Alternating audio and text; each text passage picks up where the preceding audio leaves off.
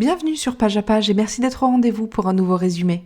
La voleuse de livres de Marcus Zusak est un roman qui nous raconte l'histoire de Liesel, une fillette adoptée par un couple marié, Rosa et Hans Huberman, juste avant le début de la Seconde Guerre mondiale.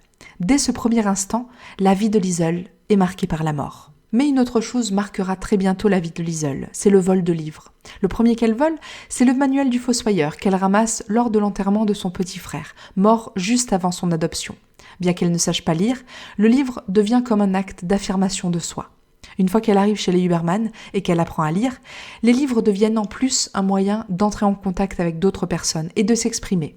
Alors, elle continue à les voler ou à les sauver de l'autodafé, comme moyen de défier le système et de déclarer son indépendance.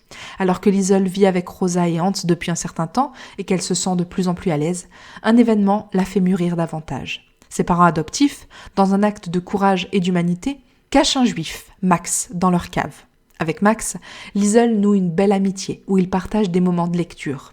Grâce à leur conversation, Liesel comprend mieux ce que font les nazis et comment ils sèment la terreur. Un jour, alors que les nazis font défiler les prisonniers juifs en route vers Dachau, Hans donne un morceau de pain à l'un d'entre eux.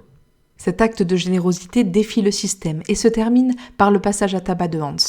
La possibilité qu'ils viennent chercher Hans décide Max à quitter la maison des Huberman, car il sait qu'ils sont tous en danger, et que le danger sera encore plus grand s'il découvrait que Max est caché dans la famille. Peu de temps après, les nazis viennent recruter plusieurs hommes, dont Hans, pour l'armée. Heureusement, Hans revient sain et sauf au bout de quelques mois, mais avec une jambe cassée. Il est ensuite renvoyé à Munich pour continuer à servir l'armée, mais cette fois depuis les bureaux.